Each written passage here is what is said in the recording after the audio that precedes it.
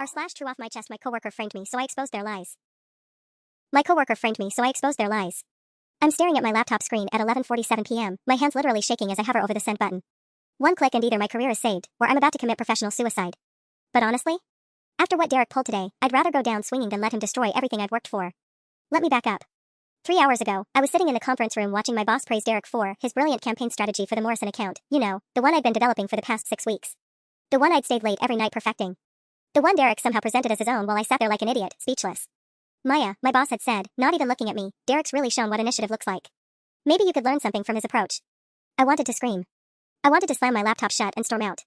Instead, I smiled and nodded like the good little team player I'd been for the past 2.5 years at Nexus Tech. Because that's what I always do. That's what got me into this mess in the first place. Derek smirked at me across the table, actually smirked, while our director went on about his innovative thinking and natural leadership qualities. The same Derek who couldn't design a decent social media post if his life depended on it. The same Derek who's been systematically stealing my ideas for months while making me look incompetent. It started small. A tagline here, a design concept there. Things I mentioned in casual conversation that somehow ended up in his presentations. I told myself I was being paranoid. That maybe great minds just think alike, right? Wrong.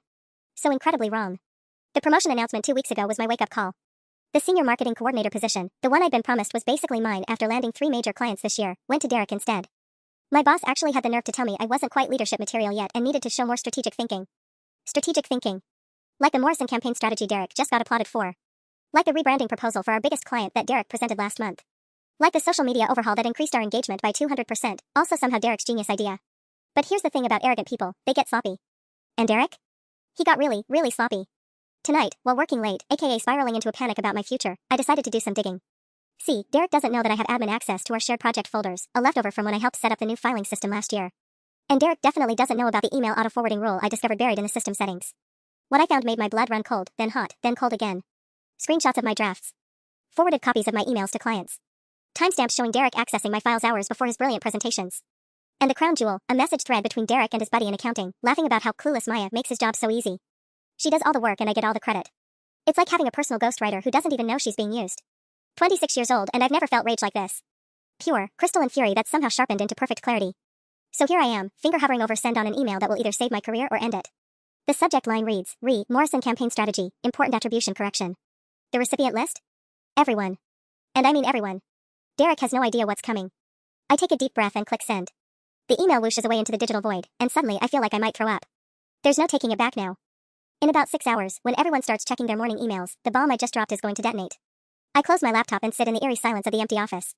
The cleaning crew finished an hour ago, and even the security guard is probably dozing at his desk downstairs.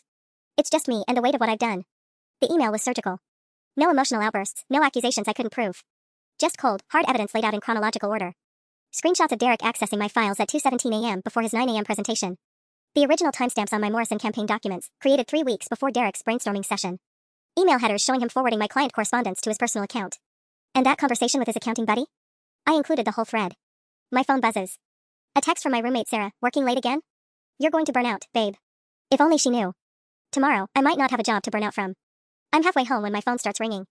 Derek's name flashes on the screen, and my heart stops. It's 12:43 a.m. Why is he? Oh no. Oh no, oh no, oh no. Derek has admin access too. He could have email alerts set up. He might have seen my message the second it hit the server. I let it go to voicemail, my hands gripping the steering wheel so tight my knuckles go white. The phone immediately starts ringing again. Derek. Then again. By the time I pull into my apartment complex, I have 7 missed calls from him. I park and force myself to breathe. Maybe he's just panicking. Maybe he hasn't actually read the email yet. Maybe. My phone buzzes with a text, we need to talk. Now. Then another, I know what you think you found but you're wrong. And another, don't do anything stupid Maya. Too late for that, buddy. But then a chill runs down my spine as I realize what Derek could do with the next 8 hours before everyone else sees that email. He's charming, manipulative, and he's probably already crafting his defense. What if he gets to my boss first? What if he spins this as me trying to sabotage him out of jealousy? Worse, what if he deletes the evidence? I fumble for my keys, my mind racing. The shared drives, the email forwards, all of it runs through company servers that Derek has admin access to. He could scrub everything clean by morning and make me look like a delusional employee making false accusations against the golden boy. Another text, call me back or you'll regret this. That one makes my blood freeze. Is Derek threatening me? I get inside and immediately open my laptop, frantically logging into every system I can think of. I start downloading everything, every file, every email header, every piece of evidence I referenced. If Derek's going to try to cover his tracks, I need backups he can't touch. But as I'm saving files to my personal cloud storage, I notice something that makes my stomach drop. The last access timestamp on my Morrison campaign folder shows activity from 15 minutes ago. Derek's been in my files. While I was driving home, while my phone was blowing up with his calls, he was already moving to protect himself. This isn't over. This is just the beginning of a war I might have started too late to win. My phone rings again. This time it's not Derek. It's my boss. I stare at my boss's name on the screen, my finger frozen over the answer button. It's 1:17 a.m. Rachel never calls this late unless something's seriously wrong. The phone keeps buzzing in my hand like an angry wasp. On the fourth ring, I answer. Maya. Rachel's voice is sharp, clipped. No pleasantries. We need to discuss the email you sent tonight. My mouth goes dry. Rachel, not over the phone. My office. 7 a.m. sharp. But I can explain. 7 a.m., Maya. Don't be late. The line goes dead, and I'm left staring at my phone like it might explode. 7 a.m. That's 5.5 hours from now. 5.5 hours for Derek to do damage control, to spin his story, to convince Rachel that I'm some unhinged employee making desperate accusations. I sink onto my couch, laptop balanced on my knees, still frantically downloading files. But every folder I check shows the same thing, recent access times that aren't mine. Derek isn't just deleting evidence. He's actively altering it. The Morrison campaign folder that should show my original files from 3 weeks ago? Now the timestamps show Derek's versions were created first. My drafts look like copies of his work instead of the other way around. He's good. Terrifyingly good. My phone buzzes with another text from Derek, talked to Rachel. She's very disappointed in you. There's still time to fix this if you call me back. The smugness radiating from those words makes me want to hurl my phone across the room. Instead, I screenshot the message and add it to my evidence folder. If Derek wants to play games, I'll document every move. But then I see something that makes my blood freeze. An email notification from the company's HR system. Subject line, urgent, investigation initiated. I click it open with trembling fingers. Dear Ms. Chen, this is to inform you that a formal complaint has been filed regarding professional misconduct and potential intellectual property theft. You are required to attend a disciplinary hearing tomorrow at 8 a.m. Please be advised that you have the right to bring a representative. Professional misconduct. Intellectual property theft. Derek didn't just call Rachel, he went straight to HR and flipped the entire script. Now I'm not the whistleblower exposing his lies. I'm the thief trying to cover my tracks with false accusations. The complaint was filed at 1:02 a.m. 15 minutes after I sent my email. Derek was ready for this. He had to be. You don't file a formal HR complaint with supporting documentation in 15 minutes unless you've been planning it. How long has he known that I knew? I grab my work laptop and log into my email, praying that Derek hasn't found a way to recall my message. But when I check my sent folder, my heart sinks. There's a system notification attached to the email, message delivery failed administrative block. Derek somehow stopped my email from going out to the full distribution list. All my evidence, all my carefully crafted documentation, and no one saw it except the people who matter most, Rachel and HR. The people Derek's already gotten to first. My phone starts ringing again. This time it's a number I don't recognize. I let it go to voicemail, but curiosity gets the better of me. I play the message back. Hi Maya, this is Jennifer Kim from Stark & Associates. I represent several employees at Nexus Tech. I received an interesting call tonight about a situation involving intellectual property disputes. I think we should talk before your meeting tomorrow. You might need legal representation. Legal representation. This has escalated beyond workplace drama into something that could destroy my entire career. If Derek's convinced HR that I'm stealing intellectual property, this could follow me to every job interview for the rest of my life. But who told this lawyer to call me? And how did she know about tomorrow's meeting when I just found out about it myself? I'm starting to realize that Derek and I aren't the only players in this game. Someone else is pulling strings behind the scenes, and I have no idea whose side they're on. The clock on my laptop reads 1:43 a.m. 5 hours and 17 minutes until I walk into what might be the most important meeting of my professional life. And I still don't know who I can trust. I call the lawyer back. Jennifer Kim. Her voice is crisp, professional, even at nearly 2 a.m. This is Maya Chen. You left me a voicemail about. Can you meet me at the 24-hour diner on 5th Street? The one near your office building. I'll be there in 20 minutes. How do you know where I work? 20 minutes, Maya. And don't bring your work devices. In fact, turn your phone off after we hang up and leave it at home. The line goes dead before I can ask any of the dozen questions racing through my mind. But something in her tone makes me grab my keys anyway. If this whole situation has taught me anything, it's that I'm way out of my depth. The diner is nearly empty except for a woman in a navy blazer sitting in the back corner booth. Jennifer Kim looks like she stepped out of a law firm commercial, sharp features, silver hair pulled into a perfect bun, and eyes that miss nothing. She gestures for me to sit across from her. Coffee, she asks, like we're old friends meeting for a casual chat. Answers, I say instead. How did you know about my situation? Who called you? Jennifer slides a manila folder across the table. Someone who's been watching Derek Morrison for a lot longer than you have. Someone who knows this isn't the first time he's pulled this stunt. Morrison. Derek's last name is Morrison. The same Morrison as in the Morrison campaign account, the one Derek supposedly created the brilliant strategy for. The one I'd been working on. That's not a coincidence, is it? I ask, my voice barely above a whisper. Derek's uncle owns Morrison Industries. Has for 15 years. Derek's been their inside contact at Nexus Tech since he started working there. Jennifer opens the folder and spreads out a series of documents. Every campaign your company has pitched to Morrison Industries has been designed by Derek to guarantee they'd win the contract. He's been feeding them competitor information, inflating budgets, even sabotaging other agencies' presentations. The pieces start falling into place with sickening clarity. That's why he needed my work. He couldn't risk creating something subpar for his uncle's account. Exactly. And you, unfortunately, are very good at your job. Too good. Derek's been riding your coattails on the Morrison account for months, but recently his uncle started asking pointed questions about why Derek's brilliant strategies never seem to work on their other accounts. I stare at the documents, financial records, email chains, meeting notes. Evidence of a conspiracy that makes my intellectual property theft accusations look like a playground dispute. Derek's been embezzling, I breathe. Channeling money through inflated Morrison contracts, yes. Nearly $500,000 over 2 years. But he needed someone to blame when the audit started. Jennifer taps one of the pages. Guess who Nexus Tech's financial review flagged as the primary contact on all the suspicious Morrison transactions? My name is highlighted in yellow across multiple documents. Derek hasn't just been stealing my ideas and framing me for plagiarism. He's been setting me up as the fall guy for corporate fraud. The disciplinary hearing tomorrow isn't about intellectual property, I realize. It's about the money. Derek's already painted you as a disgruntled employee making false accusations to cover up your own theft. By morning, HR will have discovered financial irregularities tied to your employee ID. Your email tonight just gave them the perfect narrative. You're a desperate thief trying to deflect blame. My hands are shaking so hard I can barely hold the documents. Why are you helping me? Who's your client? Jennifer's smile is sharp as a blade. Someone Derek screwed over before you. Someone with very deep pockets and a very long memory. Someone who's been waiting 2 years for the right moment to take him down. Who? His last victim. The employee who got fired for stealing Derek's work right before you were hired.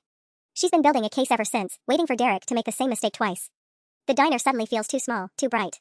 You're telling me this was all a setup? That I'm just bait? You were bait. Now you're our star witness. The question is, are you ready to help us destroy Derek Morrison's career the same way he tried to destroy yours? Outside the diner windows, the first hints of dawn are creeping across the sky. In 3 hours, I'll be sitting across from HR, fighting for my professional life. But maybe I won't be fighting alone. I stare at Jennifer across the diner table, my mind reeling. What exactly are you asking me to do? We're a wire to your meeting this morning. Get Derek to admit what he's done. She slides a small device across the table that looks like a pen. State-of-the-art recording equipment. Derek won't suspect anything. My stomach churns. And if I get caught? If this backfires?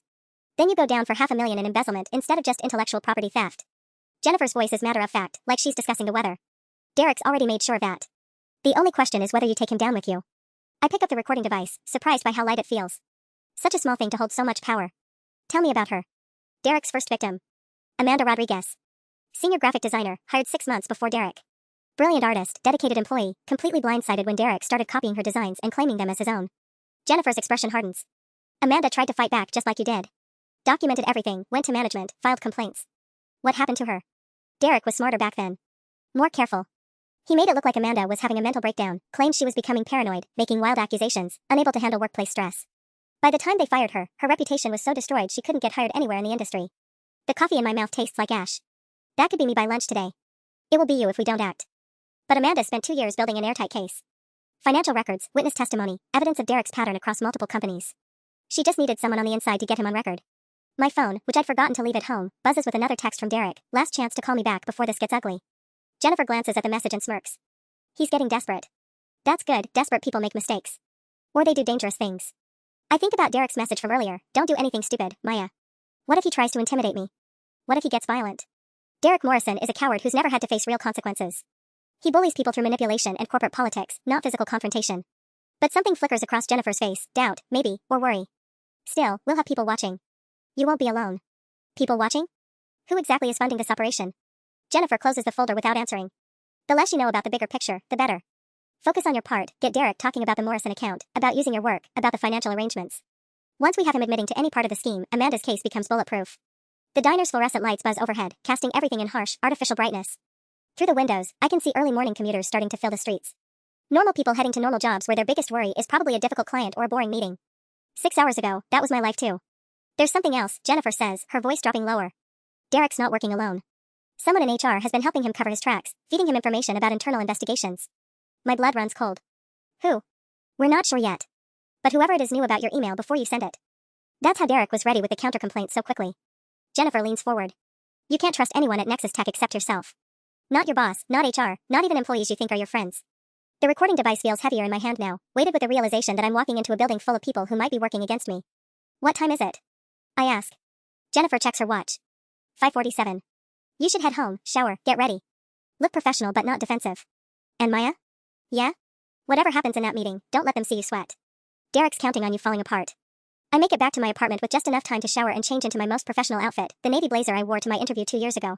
The irony isn't lost on me that I might be wearing it to my exit interview too. The recording pen sits heavy in my blazer pocket as I practice casual gestures in the mirror. Click the top once to start recording, twice to stop. Simple enough, except my hands won't stop trembling. At 6:45 a.m., I'm in my car outside Nexus Tech, watching early employees trickle into the building. I spot Derek's BMW in his usual spot and feel my stomach lurch. He's already here, probably in Rachel's office right now, perfecting his story. My phone buzzes with a text from an unknown number. Amanda here. Jennifer gave me your contact. You've got this. He's not as smart as he thinks he is. Somehow, hearing from Derek's previous victim makes this feel more real. I'm not just fighting for my own career, I'm fighting for justice for someone who didn't get the chance. I reply, any advice? The response comes immediately, Derek's ego is his weakness. He can't help bragging when he thinks he's won. Get him talking about how clever he is. At 6:58, I walk through the lobby doors.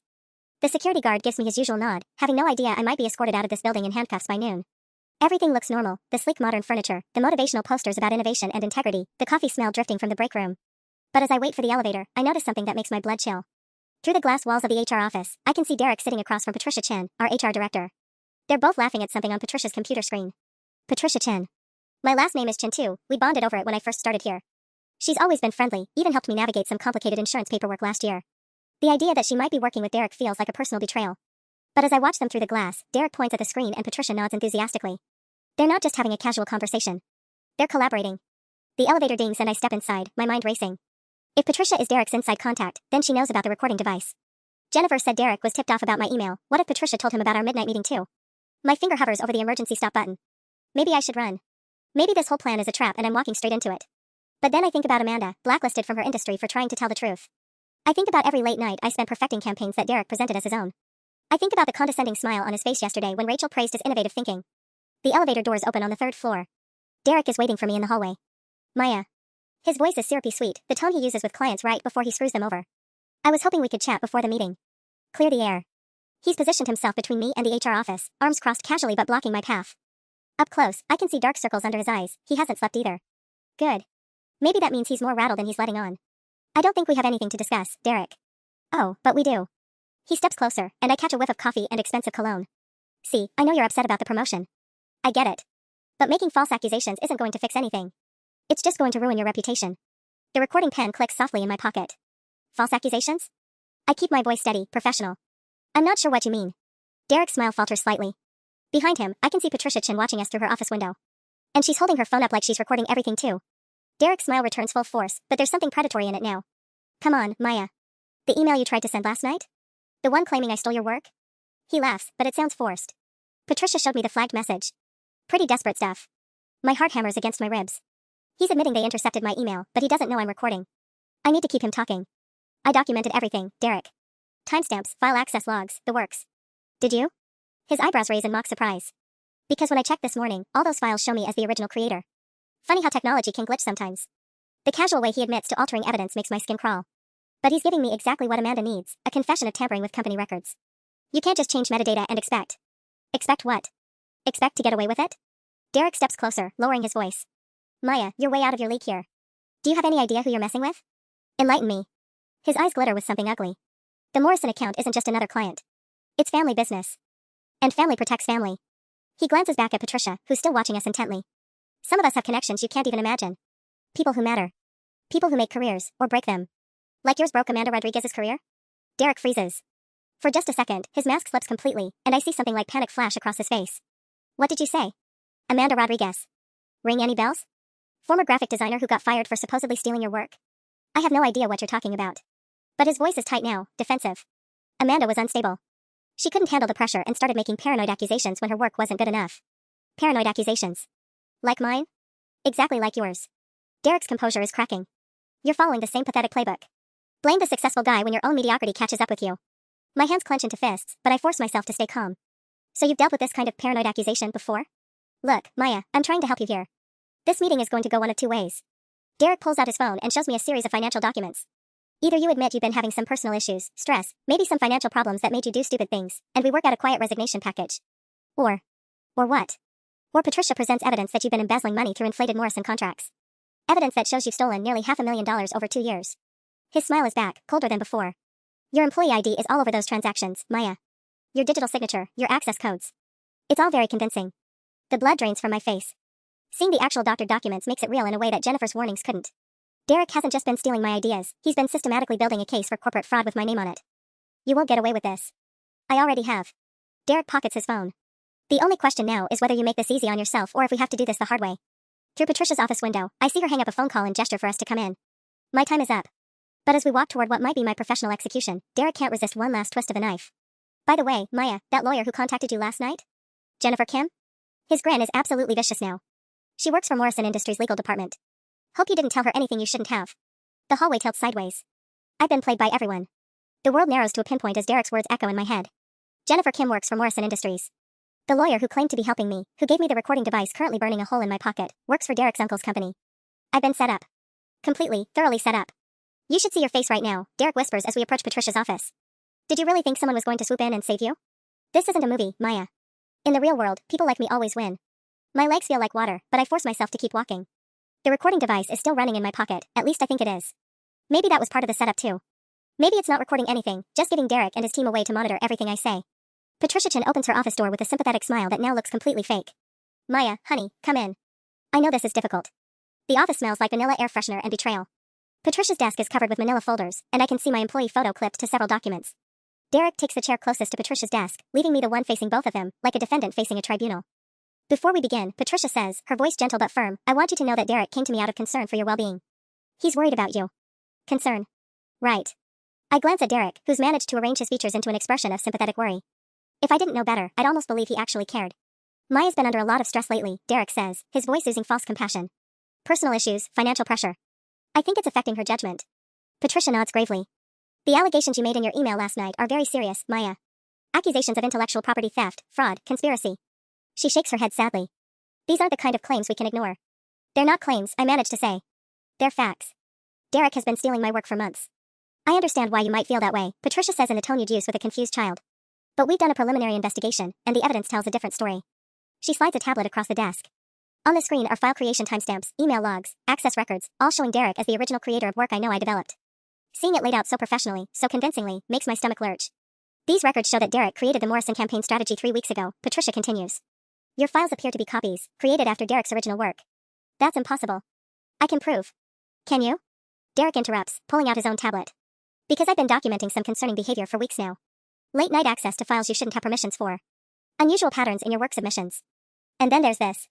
The screen shows financial records, Morrison Industries payments flowing through accounts linked to my employee ID. The amounts are staggering. Hundreds of thousands of dollars over the past 2 years, all tied to inflated invoices and suspicious contract modifications. I never touched those accounts, I whisper. Derek, you know I didn't do this. I know you're struggling, Maya. We all are in this economy. His voice is so perfectly calibrated, concerned but not accusatory, helpful but firm. Financial pressure makes people do things they wouldn't normally do. Patricia leans forward. The good news is that Derek has advocated for leniency. If you're willing to admit you made some poor choices and work with us on restitution, we might be able to handle this internally. No criminal charges, no public scandal. Just a quiet resignation, Derek adds. A chance to start fresh somewhere else. They're offering me a way out that isn't really a way out at all. Admit to crimes I didn't commit, accept responsibility for Derek's theft, and slink away in shame while he continues his career with a promotion and a clean conscience. The recording device feels like it's burning through my pocket. Even if Jennifer Kim was playing some deeper game, even if this whole thing is more complicated than I understood, I still have Derek's admissions from the hallway. His confession about altering the evidence, his admission about dealing with paranoid accusations before. But what good does it do me if everyone I thought I could trust is working against me? I need a moment, I say, standing up abruptly. This is a lot to process. Patricia and Derek exchange a meaningful glance. Of course, Patricia says. Take your time. But Maya? This offer won't stay on the table forever. I walk toward the door on unsteady legs, my mind racing. I'm trapped in a building full of people who want to destroy me, carrying evidence that might be useless, with nowhere to run and no one to trust. But as I reach for the door handle, I notice something that makes me pause. Patricia's computer screen is still open to what looks like an email program. And in the preview pane, I can see the beginning of a message that makes my blood freeze. Transfer complete. Chen's accounts now show all suspicious transactions. Proceed with termination as discussed. They're not just framing me. They're actively moving money around right now, building their case in real time. I have maybe minutes before they finish destroying me completely. I pretend to fumble with my purse at the door, buying precious seconds to read more of Patricia's email. The sender's address makes my heart stop, d.morrison.external@morrisonindustries.com. Derek is actively coordinating with his uncle's company through Patricia's computer. This isn't just workplace sabotage, it's a coordinated conspiracy involving corporate fraud across 2 companies. Maya? Patricia's voice has an edge to it now. Is everything all right? I turn back with what I hope looks like a defeated smile. Just overwhelmed. You're right, I have been under a lot of financial pressure lately. Derek's eyes light up with predatory satisfaction. He thinks I'm about to break, about to confess to crimes I didn't commit. It takes courage to admit when we've made mistakes. The thing is, I say, moving back toward my chair, I've been recording this entire conversation. The silence that follows is deafening. Derek's face cycles through confusion, disbelief, then fury in the span of 3 seconds. Patricia's hand moves instinctively toward her computer mouse, probably to close that incriminating email. Recording? Derek's voice cracks slightly. That's illegal. You can't record private conversations without consent. Actually, Derek, I can. Colorado is a one-party consent state for recordings. I pull the device from my pocket, grateful that Jennifer's legal briefing, even if she was playing her own game, included actual facts. Which means I have your confession about altering company files, your admission about Amanda Rodriguez, and your threats about family connections. Patricia recovers first, her HR training kicking in. Maya, you're clearly having some kind of emotional breakdown. Making secret recordings of your colleagues, wild accusations. Check your email, Patricia. My voice is steadier than I feel. The one from d.morrison.external that you forgot to close. The one coordinating my frame job in real time. Both of them freeze. Derek's eyes dart to Patricia's computer screen, and I see the exact moment he realizes their mistake. You've been sloppy, I continue. Both of you. Too confident that I'd just roll over and take it like Amanda did. Amanda was different, Derek snaps before he can stop himself.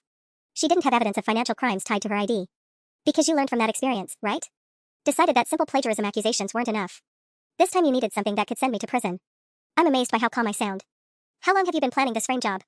You don't understand the situation you're in, Patricia says, abandoning her sympathetic act entirely. That recording won't help you. We have documentation going back months showing concerning behavior patterns, suspicious financial activity. Documentation you created this morning. I saw the timestamps, Patricia. Some of those months-old files were modified 20 minutes ago. Derek stands up abruptly, his chair scraping against the floor. This is ridiculous. Maya, you're digging yourself deeper. Delete that recording and accept our offer before. Before what? Before your uncle finds out his golden boy nephew has been running an embezzlement scheme that could bring down both companies? The color drains from Derek's face. You don't know what you're talking about. Morrison Industries has been overpaying Nexus Tech for substandard work while Derek funnels money through fake accounts. But the scheme only works if there's a fall guy when the audit comes. I look directly at Patricia. How much is Derek paying you to falsify employee records? That's enough. Patricia reaches for her phone. I'm calling security. Go ahead. Call them. But that recording is already uploading to cloud storage with copies going to the SEC, the Colorado Attorney General, and Morrison Industries Board of Directors. It's a bluff, I haven't actually sent anything yet. But the panic that flashes across both their faces tells me I've hit the mark. Derek's phone starts buzzing frantically. He glances at it and goes pale. Uncle Richard is calling an emergency board meeting. How did he? Patricia's computer chimes with an incoming email notification. The preview shows it's from Morrison Industries' legal department, and the subject line includes the words, fraud investigation. Someone else is already moving against them. The question is, am I their ally or their next target? The office door bursts open before Patricia can reach for her phone. A woman in a sharp gray suit strides in, followed by two men in dark jackets who look like they stepped out of a federal investigation manual. Nobody move, the woman says, flashing a badge. Agent Sarah Martinez, FBI Financial Crimes Division. My legs nearly give out. FBI. This has escalated beyond anything I could have imagined. Derek's face has gone completely white, and Patricia looks like she's about to be sick. This is highly irregular, Patricia stammers. We're in the middle of an internal HR matter. An internal HR matter involving interstate wire fraud, money laundering, and conspiracy? Agent Martinez raises an eyebrow. Ms. Chen, I need you to step away from the desk, please. For a terrifying moment, I think she's talking to me. Then I realize she means Patricia Chen, who's still hovering near her computer like she wants to delete everything on it. Agent Martinez, Derek says, his voice cracking with false confidence, I think there's been some misunderstanding. We're dealing with an unstable employee who's been making wild accusations. Mr. Morrison, you're under arrest for conspiracy to commit wire fraud. One of the agents moves toward Derek with handcuffs. You have the right to remain silent. The world tilts sideways again. They're arresting Derek. Actually arresting him. Which means this investigation has been going on longer than just since last night. Much longer. Wait, I say, my voice barely audible over Derek's sputtering protests. How did you know to come here today? Agent Martinez turns to me with something that might be sympathy. Ms. Chen, Maya Chen, we've been monitoring Mr. Morrison's activities for 6 months. Your email last night triggered some automated alerts in our surveillance system. My email? But it never sent. It sent to us. We've had a tap on all Morrison Industries communications since our investigation began. She glances at Derek, who's now wearing handcuffs and looking like he might throw up. What it didn't do was reach your intended recipients here at Nexus Tech, thanks to Ms. Patricia Chen's intervention. Patricia backs against the wall as the second agent approaches her. I want a lawyer. I'm not saying anything without a lawyer. Smart choice, Agent Martinez says dryly. You'll need one. My head is spinning trying to process everything. Agent Martinez, I need to know, is Jennifer Kim really working for Morrison Industries? Jennifer Kim has been working undercover for our investigation for the past 8 months. She was never employed by Morrison Industries' legal department. Derek's head snaps up at this, his face a mask of betrayal and rage. Everything she told you about Amanda Rodriguez was true. Derek destroyed her career the same way he was trying to destroy yours. But Derek told me Jennifer worked for his uncle's company. Derek tells a lot of lies, Ms. Chen. It's what made him such an effective criminal. Agent Martinez pulls out a tablet. We have recordings of him bragging to his uncle about having a perfect patsy lined up for when their embezzlement scheme got discovered. The casual cruelty of it hits me like a physical blow. Derek wasn't just stealing my work or framing me for his crimes. He was actively celebrating the idea of destroying my life. The recording device Jennifer gave you worked perfectly, by the way, Agent Martinez continues. Derek's confession this morning filled in several gaps in our case. This is insane, Derek shouts as they start leading him toward the door. Maya, tell them. Tell them about the financial irregularities tied to your accounts. Agent Martinez looks at me questioningly. He's referring to the fake transactions his uncle's company created to frame you. We've already traced those back to their source. She pauses. You're not in any legal trouble, Ms. Chen. You're a victim here, not a perpetrator. But as they escort Derek and Patricia out of the office, I realize my relief is premature. Through the glass walls, I can see the entire office watching the arrest.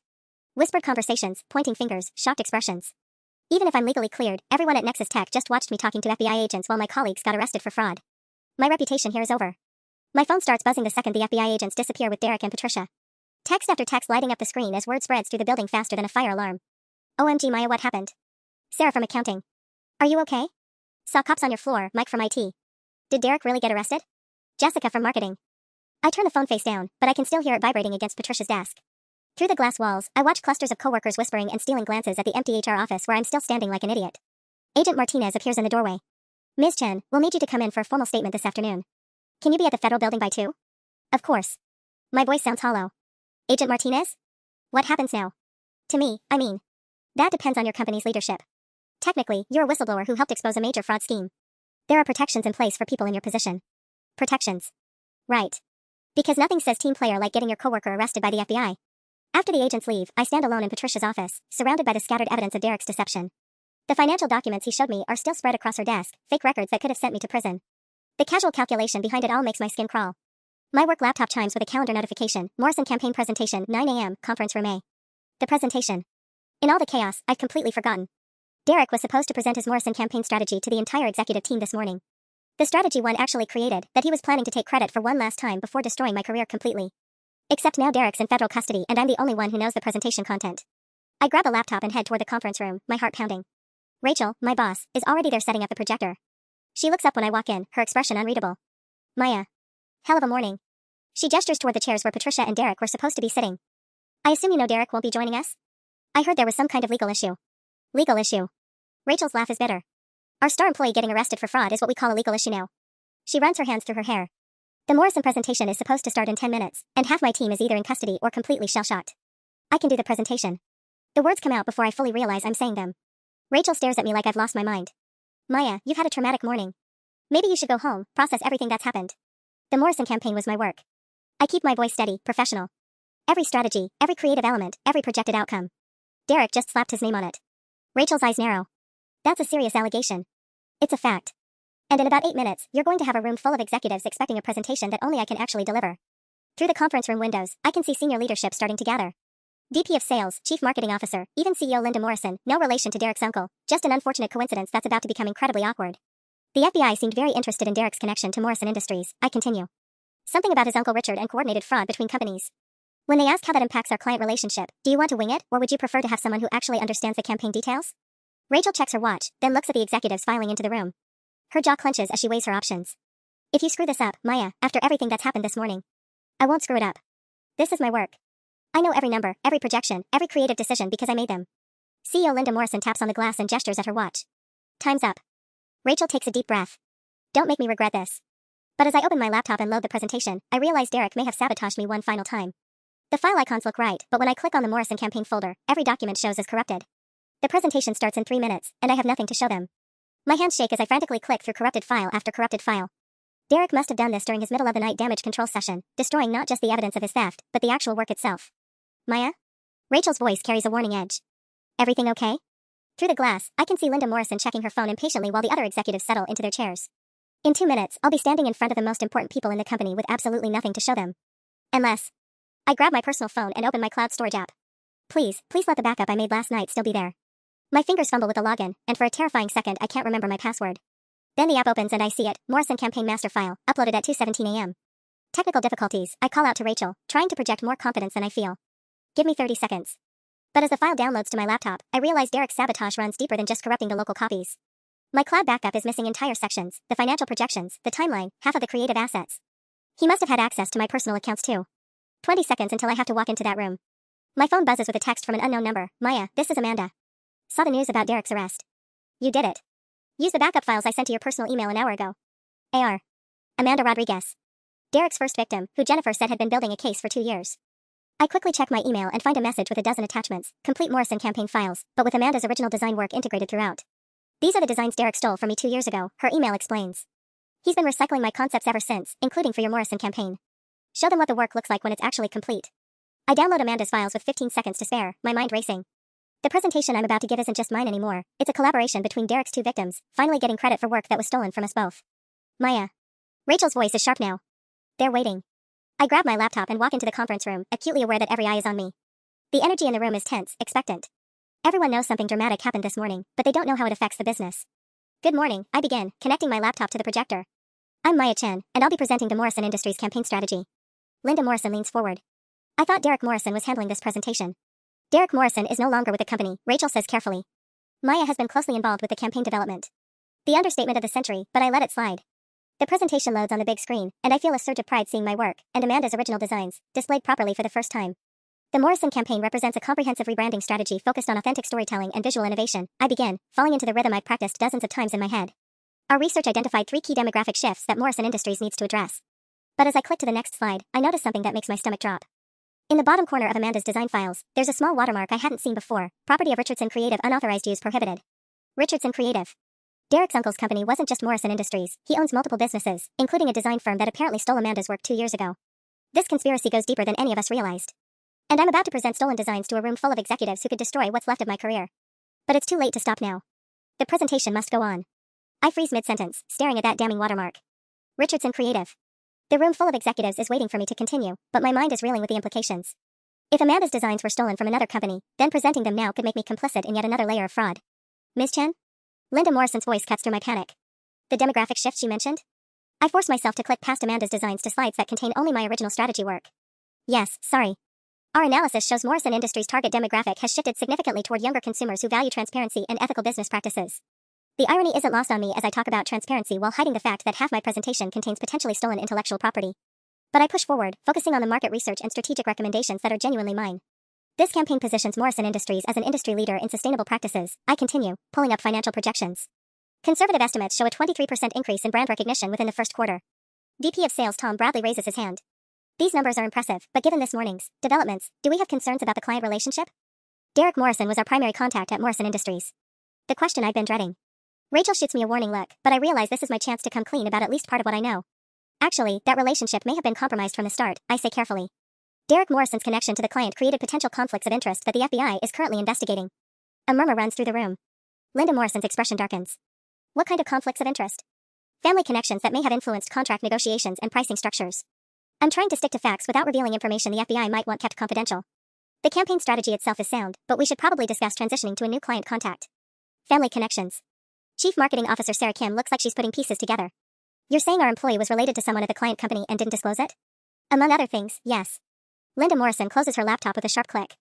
This presentation is over. Sarah, I want a full audit of every Morrison Industries contract from the past 2 years. Tom, start damage control, call their legal department and schedule an emergency meeting. My heart sinks as executives start filing out, their conversations hushed but urgent. I've managed to present my strategic work, but the revelation about Derek's family connections has overshadowed everything else. Maya, stay behind, Rachel says as the room empties. Her tone doesn't suggest this will be a pleasant conversation. But before she can speak, my phone buzzes with an urgent text from Amanda. Don't use the Richardson files. Just found out they're tied to money laundering investigation. Derek's uncle owns Richardson too. FBI raiding their offices now. Money laundering. The conspiracy keeps growing, and I'm standing in the middle of it with evidence of multiple crimes on my laptop. If the FBI discovers I presented those Richardson designs, even unknowingly, it could look like I'm part of the scheme. Rachel, I say quickly, I need to contact the FBI immediately. There are additional complications with this case that affect our client relationship. Through the conference room windows, I can see commotion in the lobby. More federal agents are entering the building, and they're heading straight for our floor. The investigation isn't over. It's just getting started. And somehow, I'm still right in the center of it. The FBI agents reach our floor before I can finish explaining to Rachel about the Richardson creative connection. Agent Martinez appears in the conference room doorway with 2 new agents I don't recognize, and her expression is grimmer than this morning. Ms. Chen, we need to speak with you immediately. Her eyes dart to my laptop, still connected to the projector. I see you've been presenting campaign materials. My stomach drops. Agent Martinez, I can explain. Conference room. Now. She turns to Rachel. Ma'am, I need you to evacuate this floor. We're executing additional search warrants. Rachel's face goes pale. Search warrants? For what? Evidence related to an ongoing federal investigation into organized fraud, money laundering, and racketeering. Agent Martinez's words hit like physical blows. This company may have been used as a front for criminal enterprise operations spanning multiple states. Racketeering. This isn't just about Derek stealing my work anymore. This is organized crime, and I'm sitting in the middle of it with potentially stolen designs loaded on my laptop. As Rachel hurries out, Agent Martinez closes the door and takes the seat across from me. The 2 other agents position themselves by the exits like they think I might run. Maya, we have a problem. Agent Martinez opens a tablet showing surveillance photos of me entering the diner last night. After you met with Agent Kim, yes, Jennifer is one of ours, we discovered additional criminal activity that directly involves you. Involves me how? I'm a victim here. That's what we thought until an hour ago. She swipes to a new screen showing bank records. Tell me, have you made any large purchases recently? Expensive vacations, luxury items, anything outside your normal spending patterns? I shake my head, confused. No, nothing like that. Agent Martinez, what's this about? Because according to these financial records, you've been receiving payments from Richardson Creative for the past 18 months. Regular deposits totaling over $300,000. The room spins. That's impossible. I've never worked for Richardson Creative. I didn't even know they existed until 20 minutes ago. The payments were made to an account bearing your name and social security number. An account that was opened with a copy of your driver's license and employment verification from Nexus Tech. She shows me bank statements that make my blood freeze. Maya Chen, my address, my social security number, all tied to an account I've never seen before. Regular deposits of $15,000 to $20,000 every month for over a year. Someone stole my identity to open this account. Maybe. Or maybe you've been playing a longer game than anyone realized. Agent Martinez's voice is harder now, suspicious. These payments correspond exactly with campaign work you completed for Morrison Industries clients. Work that Derek then passed off as his own. You think I was working with Derek? The accusation hits like a slap. Agent Martinez, Derek tried to frame me for embezzlement this morning. Why would I be working with someone who wanted to destroy my career? Unless the frame job was part of the plan. Create a public conflict to throw off suspicion while you both profited from the scheme. She leans forward. Maya, $300,000 doesn't just disappear. If you weren't receiving those payments, where did the money go? I stare at the bank records, my mind racing. Someone has been impersonating me for over a year, collecting hundreds of thousands of dollars for work I did unknowingly. But if I wasn't getting the money, and Derek's already in custody, then who was? Agent Martinez, I need to see the account opening documentation. The signature, the ID verification, everything. She hesitates, then slides the tablet closer. I scroll through scanned documents showing my driver's license, my signature, even a utility bill with my address. Everything looks perfect, too perfect. Except for one detail that makes my heart stop. This isn't my signature, I whisper, pointing to the account opening forms. It's close, but look at the M in Maya. I always loop it twice. This only has one loop. I pull out my driver's license and sign my name on Agent Martinez's notepad for comparison. The difference is subtle but unmistakable. Someone's been studying my signature long enough to forge it almost perfectly, I realize. Someone with access to my employee records, my personal information, my work schedule. Agent Martinez's expression shifts as she compares the signatures. Maya, who else at Nexus Tech has had extended access to your personal files? The answer hits me like ice water. Patricia Chen. She processed my insurance paperwork, my address changes, my direct deposit information. I look up at Agent Martinez in horror. Patricia's been running the identity theft operation. Derek was just the front man. But Patricia was arrested this morning with Derek. No, I say, my voice barely above a whisper. You arrested someone using Patricia's office, but I never actually saw her get handcuffed. She could have walked out during the confusion. Agent Martinez is already reaching for her radio. Control, I need the status on Patricia Chen's arrest this morning. The response crackles back immediately. Agent Martinez, we have a problem. Patricia Chen never made it to federal detention. Transport vehicle was found abandoned 20 minutes ago. Patricia's escaped. The person who's been stealing my identity for over a year is in the wind, with access to all my personal information and $300,000 in stolen money. And she knows exactly where I live. Agent Martinez's radio crackles to life. All units, Patricia Chen spotted at Nexus Tech parking garage. She's armed and heading toward the building. My blood turns to ice. She's coming back here? Why would she? Because you're the only witness who can connect her to the identity theft operation. Agent Martinez draws her weapon. She needs to eliminate you before we piece together her whole scheme. Through the conference room window, I can see employees evacuating the building in confused clusters. But Patricia knows this place better than anyone. She's head of HR. She has access to every floor, every office, every security code. There's another way out, I tell Agent Martinez. Emergency stairs from the roof. But we have to go now. We move quickly through the hallway, but the elevator dings behind us. The doors open and Patricia steps out, looking nothing like the friendly HR director who helped me with insurance paperwork. Her face is cold, calculating, and she's holding what looks like Derek's laptop. Maya, she calls out, her voice sickeningly sweet. We need to finish our conversation. Agent Martinez pushes me toward the stairwell. Go. Roof access. I'll handle this. But as I reach the stairs, I hear Patricia laugh. Agent Martinez, you might want to check your facts before you shoot someone. Maya's been my partner in this operation from the beginning. That's a lie. I shout back. Is it? Patricia holds up the laptop screen so Agent Martinez can see it. Maya's been accessing the Richardson Creative accounts for months. Her fingerprints are all over the fake bank records. She even has copies of Amanda Rodriguez's stolen designs on her personal devices. My heart sinks as I realize what she's done. By using Amanda's files in the presentation, I've given Patricia physical evidence that makes me look complicit. Every helpful thing Patricia did over the past 2 years, helping with paperwork, processing my accounts, being the friendly face in HR, was actually her gathering information to frame me. Maya Chen has been the mastermind, Patricia continues, backing toward another exit. Derek was just her puppet. I have documented proof of every transaction, every stolen file, every forged signature. Without my testimony, your case falls apart. Agent Martinez's eyes dart between Patricia and me, and I see doubt creeping across her face. Patricia's built the perfect frame job, making herself look like a witness instead of the architect. But then I remember something that makes me smile. Patricia, you forgot one thing. I pull out the recording pen, still running from this morning. I have your confession from Derek's office.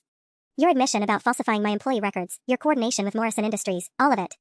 Patricia's confident expression falters. That recording is inadmissible. You didn't have consent. From Derek, no. But you're head of HR, Patricia. You know Colorado law better than anyone. I click the pen off with a satisfying snap. One-party consent means I only needed my own permission to record our conversation. The color drains from her face as she realizes her mistake. In her rush to frame me, she forgot that her own legal knowledge would be used against her. Agent Martinez's radio crackles, building surrounded. Suspect has no exit. 6 months later, I'm sitting in my new office, senior marketing director at a company that actually values integrity over politics. Derek got 15 years for fraud and racketeering. Patricia got 20 for orchestrating the whole scheme. And Amanda Rodriguez? She's my new creative partner. Turns out, brilliant designers and detail-oriented strategists make an unbeatable team. Sometimes the best revenge isn't destroying your enemies. Sometimes it's building something better than they ever could.